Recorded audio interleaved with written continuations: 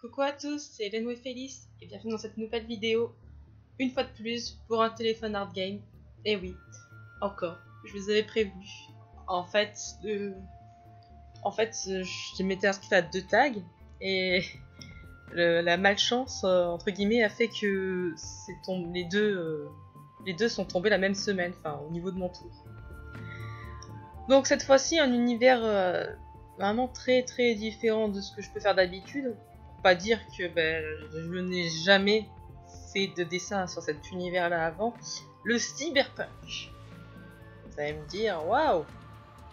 En effet, toi qui fais que de la verdure, cyberpunk, c'est autre chose, dis donc. Et oui, c'est carrément autre chose. Pour ce tag, et pour la première fois, j'ai décidé de le faire à l'aquarelle. Parce que j'ai une technique un peu sympa pour faire de la pollution à l'aquarelle. Enfin, de la fumée. Enfin, des nuages de pollution, hein, on va dire ça comme c'est. Hein. Et vous le verrez plus tard, hein, de toute façon. Ça consiste à mettre de l'encre noire, diluer un peu et après passer un mouchoir tamponné avec un mouchoir. Et du coup, bon, je suis assez contente en manière générale de ce dessin. Je dois avouer que faire le fond n'était pas trop facile parce que je voulais faire une ville, c'est vrai, avec un peu des reflets de lumière, un peu néon et tout, mais je voulais pas faire juste une ville avec des néons, je voulais que la ville dégage quelque chose de très oppressant et très étouffant et qu'on se dise je veux partir maintenant. Donc je sais pas vraiment si j'ai bien réussi ça, mais je l'espère. À la couleur, ça se verra, c'est pas très détaillé au niveau de la couleur. Ça sera pas trop détaillé au niveau de la couleur. Mais je pense que ça va ajouter un petit peu à ce côté-là. Pour ce téléphone hard game, c'est quelque chose d'assez particulier. D'habitude, je dessine le personnage, je le passe en couleur, puis après j'arrête, je scanne et je continue le fond. Sauf que cette fois, la contrainte, c'était justement de faire un fond. Mais pas un fond complet, faire un rond. Vous pouvez voir un petit peu à travers la table lumineuse, il y a un rond. En fait, le dessin complet, enfin le dessin pas complet, mais envoyé pour le tag, c'est la fille plus le décor qui se trouve dans ce rond. C'était la contrainte. Hein. Bon, pour moi, c'est pas trop une contrainte. Mis à part qu'après coup, j'ai quand même dû quand j'ai dû m'adapter quand j'ai repris le décor, donc j'ai dû m'adapter pour qu'on ne voit plus ce rond, enfin qu'on ne voit pas de délimitation en fait après dans la version finale. Et ça c'est pas forcément simple parce que oui, la délimitation elle est clairement là et comme j'ai commencé avec juste ce rond, oui, à la fin, quand j'ai fini le fond, j'avais une base déjà bien sèche et donc pas homogène avec le reste. Mais ça va, je m'en suis sortie.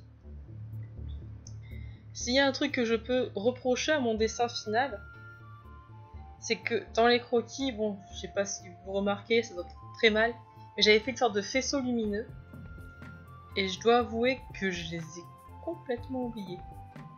Mais alors, complètement. Je m'excuse d'ailleurs, là c'était un peu sombre, mais voilà, pas forcément grand chose à dire. À part que je me suis bien amusée, mais est-ce que ça veut dire pour autant que je vais quitter mon univers très fantaisiste naturel pour du cyberpunk? Non. Clairement, non. Même si je me suis vraiment amusée. Après tout, si je participe au téléphone hard game, c'est pas pour faire des choses que je fais déjà. C'est avant tout pour faire des choses que je ne fais pas. Donc là, vous pouvez voir, j'utilise en fait de la gomme de masquage pour réserver une zone. Je me servis de la table lumineuse pour faire justement le rond autour. Faire ma délimitation donc. Et délimiter un peu le personnage. Donc je vais d'abord commencer par le fond, qui est dans le rond. Puis après faire le personnage. C'est le plus simple. Donc je commence d'abord par une couche de gris. Vu que moi ce que je voulais faire c'est quelque chose de très très sombre, très étouffant et très pollué, je pensais que c'était assez important de commencer d'abord par une couche de gris. Du coup, hein. Et quand je parle de très pollué, c'est genre pire que la Chine. Mais je sais que partout en Chine, c'est pas pollué partout en Chine, mais vous voyez ce que je veux dire quand on voit ces images des grandes villes chinoises surpolluées. Bon, bah, je voulais faire pire que ça.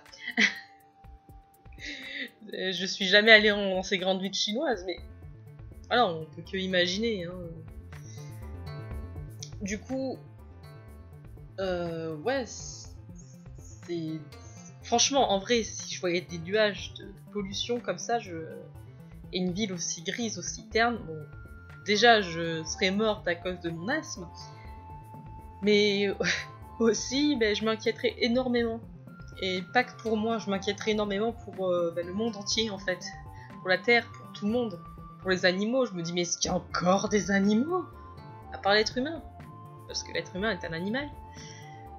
Donc, ouais, je serais assez inquiète. Et du coup, je serais assez inquiète pour mon fils, parce que je me dirais, waouh, mais dans quel monde je l'ai fait naître, dis donc.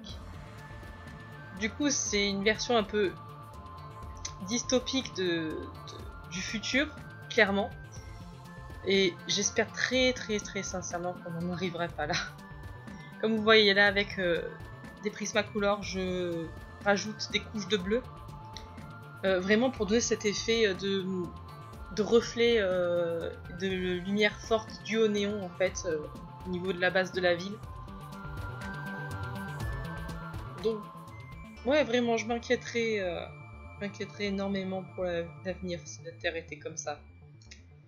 Et j'espère que la Terre, un jour, ressemblera plus à ce que je fais avec mes dessins habituels, plus qu'à ça, clairement.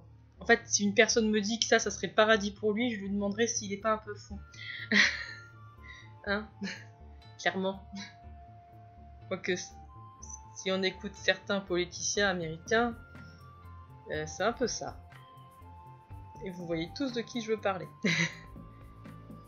Du coup, maintenant que j'ai terminé un peu le fond, au niveau du rond en tout cas, je me mets à attaquer donc la peau. La peau, c'est quand même quelque chose d'assez particulier, comme vous voyez, je commence d'abord par les ombres, puis après j'étale en fait. Je prends les ombres, puis je les étale. Et petit à petit, je rajoute bien sûr de nouvelles couches d'ombre que je dilue un petit peu. Pour donner un peu de couleur à sa peau, je fais les pommettes, le bout du nez et les épaules un peu roses. Et pour coller avec la luminosité, parce qu'en fait là ça se voit pas encore, mais elle a une flamme bleue dans sa main, on peut voir que tout ce qui est du côté à sa droite, donc à notre gauche, est très bleuté. C'est une fois de plus pour bien coller, parce que bon, ça ferait bizarre qu'elle n'ait pas de reflet, qu'il n'y ait aucun reflet bleu vis-à-vis de ça, quoi. Ça serait très bizarre. Du coup, ouais, même si je lui ai fait de base un teint de peau assez similaire au mien, donc un peu clair, elle paraît quand même avoir la peau assez sombre, parce que, mine de rien, elle est dans un endroit très sombre. Et moi-même, par exemple, hein, parce qu'on me dit, je prends ma peau comme référence pour mes dessins, quand on est dans un endroit sombre, on n'est pas étincelant de blancheur. Ça, c'est sûr. Du coup, je pense plutôt avoir réussi un peu ce jeu de lumière au niveau de sa peau, donc le côté très sombre, et en même temps rajouter vraiment cette lueur bleue qu'elle peut avoir à cause de la flamme que sa main produit. Et je suis vraiment fière. Je suis d'autant plus fière des tatouages que je trouve très sympas d'ailleurs. Après, c'est peut-être moi, ça se trouve, ma peau est complètement ratée, et moi je suis perdue dans mon mensonge que je me suis fait. En tout cas, n'hésitez vraiment pas à me dire, et dites-moi d'ailleurs si vous aimeriez voir un monde pareil en vrai.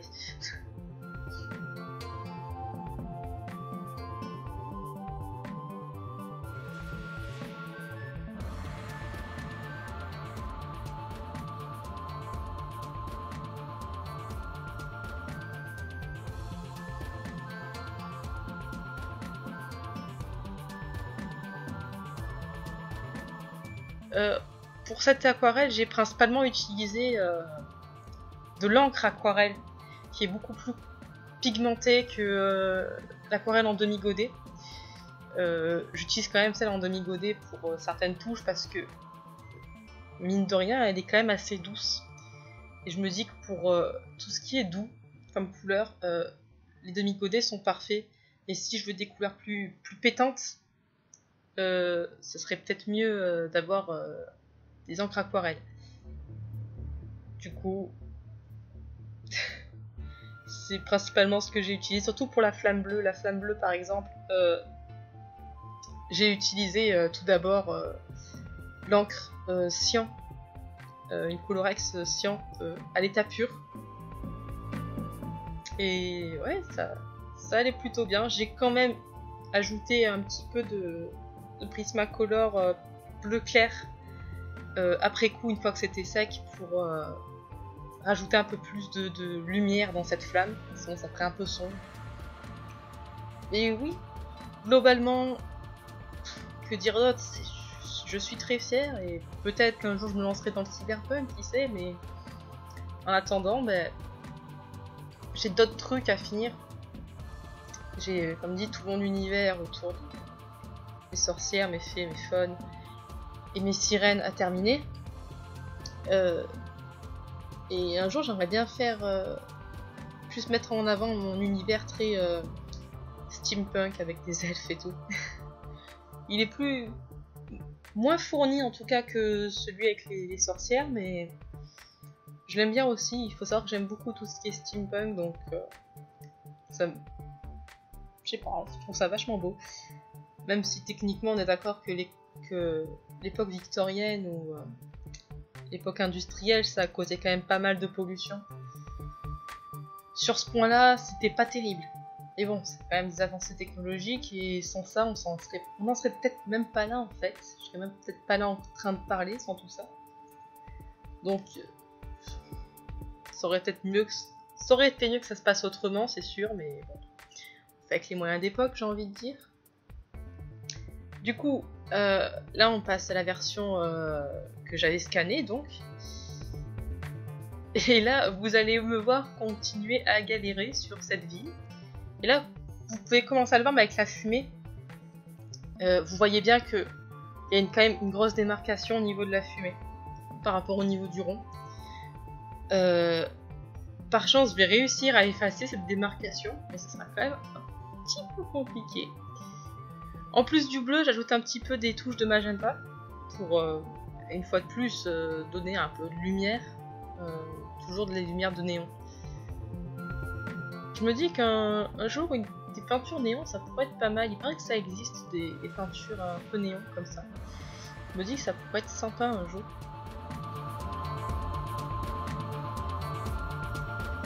Pour la ville, c'est principalement des grands bâtiments, des grandes cheminées.